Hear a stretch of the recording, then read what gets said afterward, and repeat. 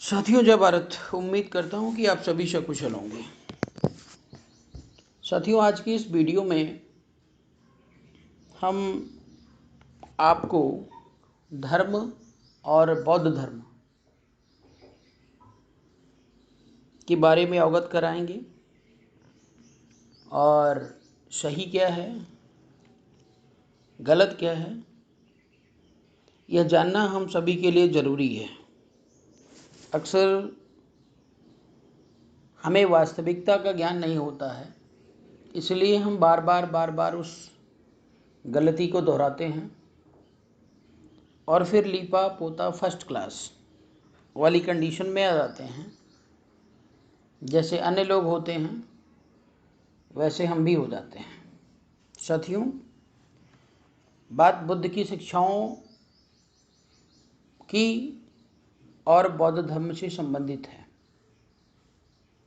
अक्सर जब कोई व्यक्ति बुद्ध की विचारधारा को एक्सेप्ट करता है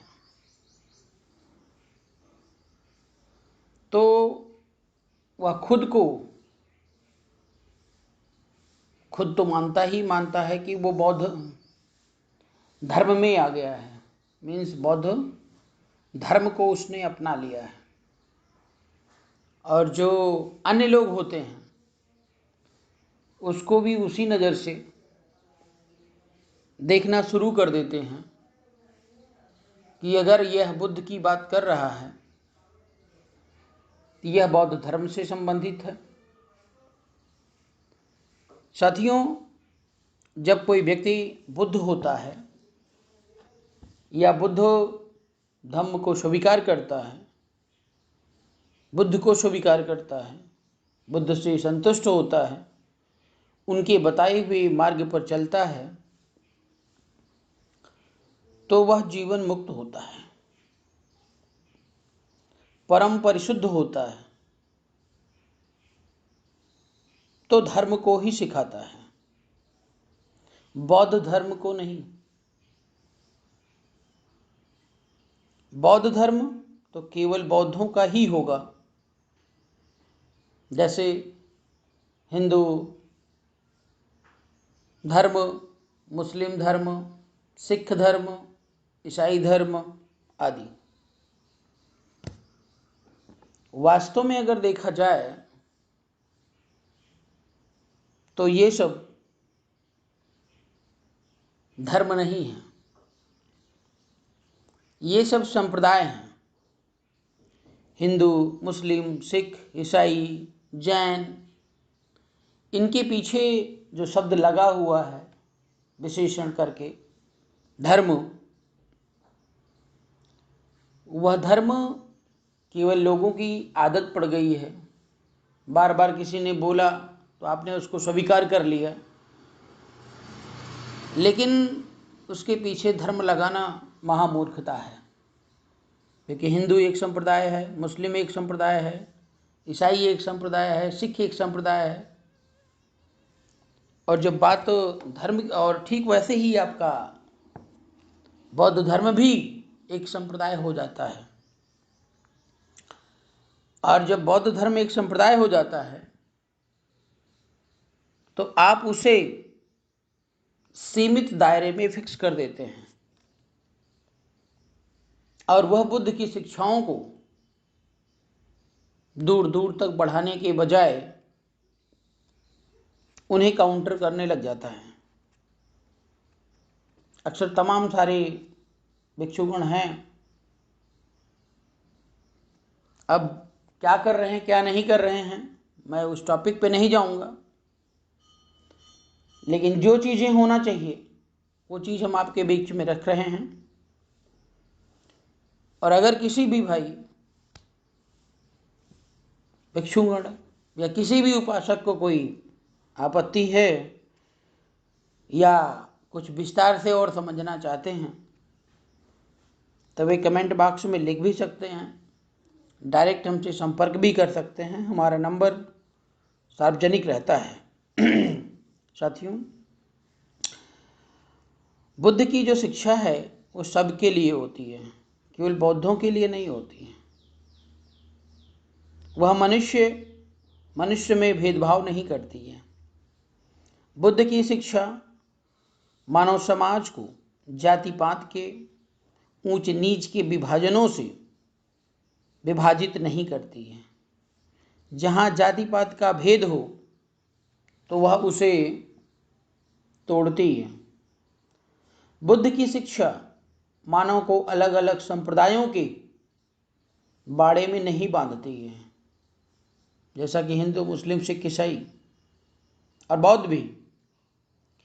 वह तो विभिन्न संप्रदायों के बाड़ों में बंधे हुए और गणरियों जैसे नेताओं द्वारा भेड़ बकरियों की तरह हाके जाते हुए लोगों को इन बंधनों से मुक्त करती है। आदमी को स्वतंत्र स्वाधीन बनाती है। हर एक को अपने पांव पर खड़ा होना सिखाती है। पराधीनता तोड़ती है। वह किसी एक संप्रदाय समाज तक सीमित नहीं रह सकती है। कोई बुद्ध होता है तो वह सिर्फ और सिर्फ धर्म सिखाता है, अर्थात धम्म सिखाता है। अब यहाँ पे धर्म और धम्म को लेकर कंफ्यूज मत होइएगा, केवल शब्द की बात है। धम्म पाली भाषा का शब्द है और आज हिंदी या संस्कृत कह लो, उसे धर्म बोलते हैं। कोई बुद्ध होता है तो धर्म सिखाता है, धम्म सिखाता है, न कि बौद्ध धर्म या बौद्ध धर्म, जिसे अमित, असीम धर्म कहा जाता है। उसके साथ बौद्ध विशेषण लगाना उसे सीमित बना देना होता है, असीम को ससीम बना देना होता है, धर्म को संप्रदाय में बदल देना होता है। ऐसा करेंगे तो धर्म का विनाश हो जाएगा, अवमूल्यन हो जाएगा। अपरिमित धर्म को अपनी नैसर्गिक ऊंचाइयों से उतार कर उसे आप खुद बौना बना देंगे। इसीलिए किसी भी बुद्ध की शिक्षा को धर्म कहना ही समीचीन है, बौद्ध धर्म कतई नहीं, या बौद्ध धर्म कतई नहीं। और इस बौद्ध धर्म के चलते जब आप इस दायरे को सीमित कर देते हैं, आप विश्व में चले जाइए, जापान वगैरह हैं, बुद्ध को मानते हैं, चाइना है, बुद्ध को मानता है। तो इन सब का तौर तरीका मानने का बिल्कुल अलग है। वो बुद्ध के विचारों को आत्मसात करते हैं, उसको एक संप्रदाय बनाने का प्रयास नहीं करते हैं। और पूरे वर्ल्ड में आपको पता होना चाहिए कि बुद्ध बहुत ही बड़े वैज्ञानिक थे, जिन्होंने सबसे पहले रिसर्च किया। और जो चीज़ें आज हो रही हैं, ये लोग सर्च कर रहे हैं, वह चीज़ें जब आप उन्हें पढ़ेंगे तो वो बहुत पहले बता के जा चुके हैं, रिसर्च कर चुके हैं। आज वैज्ञानिकों को चंद्रमा पे जाने के लिए, अन्य प्लैनेट्स पे जाने के लिए तमाम प्रकार के सिस्टम की जरूरत पड़ती है। और अगर भगवान बुद्ध की मैं बात करूं तो यहीं धरती पर बैठे बैठे ही पूरे ब्रह्मांड के चक्कर वो लगा लेते थे। इतना तपस्वी या साधना युक्त व्यक्तित्व वाला ज्ञानी पुरुष अभी तक इस धरती पर पैदा नहीं हुआ। आगे होगा नहीं होगा वो भविष्य बताएगा, लेकिन भगवान बुद्ध ने कभी किसी को रोका नहीं कि आप हमारे जैसे बन नहीं सकते हो। तो साथियों, आजकल आप देख रहे होंगे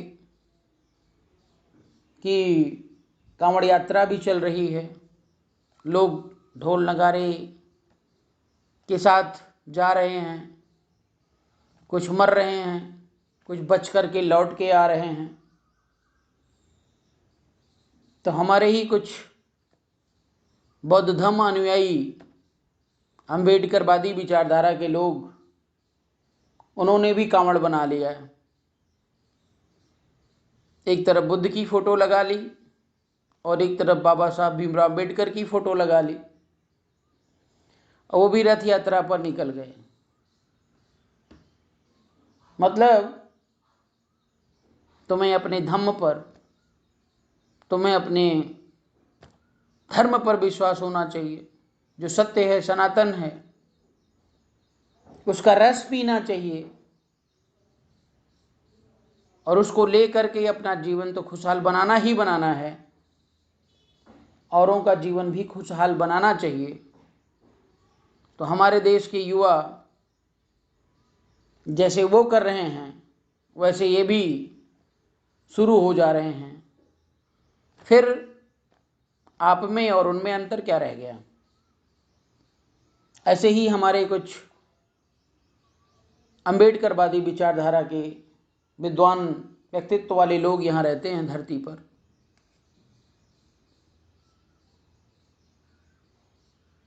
बाबा साहब भीमराव अम्बेडकर ने अपने को बुद्ध से अलग नहीं माना। उन्होंने उन्हें अपना गुरु माना, आदर्श माना, पूजनीय माना, उनको आत्मसात किया। लेकिन हमारे ही जो तथाकथित अम्बेडकरवादी लोग हैं, वो कहीं ना कहीं जातियों को खत्म करना चाह रहे हैं, लेकिन खुद जातिवादिता के चलते अम्बेडकर को अपना आदर्श बताते हुए बुद्ध को उन्होंने ड्रॉप कर दिया, छोड़ दिया। अम्बेडकर को अपना गुरु मानकर एक नया अम्बेडकरवाद खड़ा कर रहे हैं। तो अगर इस तरीके की मूर्खता हम और आप करेंगे तो कभी भी जो मानवतावादी विचारधारा है उसमें हम सफल नहीं हो पाएंगे। और जैसा कि आप देख रहे हैं, पिछले 75 सालों से आपकी जो विचारधारा है, जो सभी के हित में है, फिर भी वो उतनी तेजी से ना तो पनप रही है और ना फल फूल रही है। क्योंकि जब बात बुद्ध की आती है, बुद्ध ने कहा तो दीपो भव, अपना दीपक स्वयं बनो। तो पढ़ने वाले, समझने वाले बुद्ध से तो संतुष्ट हो जाते हैं, उनको काउंटर तो नहीं कर पाते हैं, लेकिन वो अत दीपो भव का पालन करते हुए जितने भी बुद्ध विचारधारा को मान रहे हैं, धम्म को मान रहे हैं, धर्म को मान रहे हैं, अनुशासन में नहीं है, सब अपने अपने में अलग अलग झंडा मोर्चा लिए खड़े हैं, सब अपना दीपक बने हैं। अर्थात अत दीपो भाव के चक्कर में बुद्ध द्वारा दिया गया फार्मूला संघं शरणं गच्छामि को भूल चुके हैं। व्यक्तिगत जीवन जीने के लिए अत दीपो भाव काफी हद तक सफल है, सक्षम है, लेकिन जब देश और समाज के लिए आप कुछ करना चाहोगे तो उसके लिए संघ की जरूरत पड़ती है, और जब संघ बनता है तो अनुशासन बहुत इंपॉर्टेंट होता है। बिना अनुशासन के, बिना नियम और कानून के कोई संघ नहीं चलता है, और संघ अगर नहीं चला सकुशल, कुशलतापूर्वक, तो कभी भी आपकी सामाजिक और राजनीतिक समस्याएं कभी भी हल नहीं हो सकती हैं। इसलिए आज बस इतना ही। अगर आप हमें फॉलो करते हैं, हमारी वाणी और विचारों पर आपको विश्वास है, आज से ही आप बौद्ध धर्म के प्रचारक नहीं बनेंगे, बौद्ध धर्म को बढ़ावा नहीं देंगे, सिर्फ और सिर्फ धर्म को आप प्रमोट करेंगे, धम्म को प्रमोट करेंगे जो भगवान बुद्ध ने दिया था। और यह धर्म सभी के लिए, चाहे वो हिंदू हो, चाहे मुस्लिम हो, चाहे सिख हो, चाहे ईसाई हो, चाहे जापानी हो, चाहे बांग्लादेशी हो, अमेरिकन हो, फ्रांसीसी हो, कनाडी हो, सभी के लिए भगवान बुद्ध का यह धम्म लागू होता है और वह कुदरत का नियम है। ठीक वैसे जैसे सूर्य, पानी, हवा किसी के साथ भेदभाव नहीं करता है, वैसे ही यह धम्म किसी के साथ भेदभाव नहीं करता है, हर स्तर पर, हर मानव, हर प्राणी के हित में है। साथियों, बहुत बहुत धन्यवाद। फिर मिलेंगे नए टॉपिक के साथ। और जितनी बातें आपको मैं बता रहा हूँ उतनी बातों को कंसीडर करना यह आपका कर्तव्य है। अन्यथा इस कान से सुने और उस कान से निकल गया तो आप समझिए कि भगवान बुद्ध ने भी बहुत सारी बातें बता के चली गई थी, लेकिन समाज अभी तक सुधरा नहीं है। और जब समाज नहीं सुधरा तो नेता नहीं सुधर सकते हैं। और जैसी जनता वैसे इस देश के राजा, वैसा शासक। जनता ईमानदार तो शासक ईमानदार, जनता चोर तो शासक चोर, जनता बेईमान तो शासक बेईमान। 75 सालों से यही चला आ रहा है। इसलिए नेता को यदि बदलना है तो आपको खुद समझना पड़ेगा अपने आप को और बदलना पड़ेगा अपने आप को। निश्चित तौर पर नेता अपने आप बदल जाएगा और नेता जहां बदला तो देश अपने आप बदल जाएगा। बहुत बहुत धन्यवाद साथियों।